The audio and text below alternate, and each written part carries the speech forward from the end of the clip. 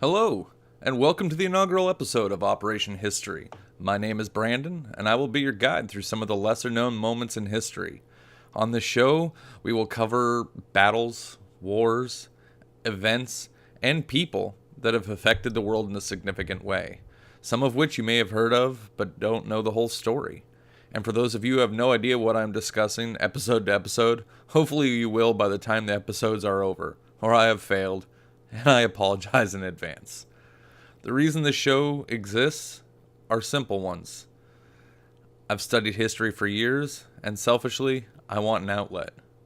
Also, when telling friends, family, and my poor wife these stories, I've realized that unless it is a bullet point in some history class, most people don't know the bulk of the history that made the world that we live in.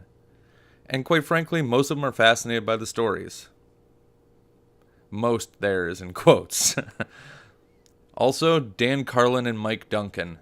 They're inspiration personified for me, and have filled my ears, and I'm sure most of yours, with amazing content for years. And lastly, but certainly not least, I quote George Santayana, "Those who cannot remember the past are condemned to repeat it."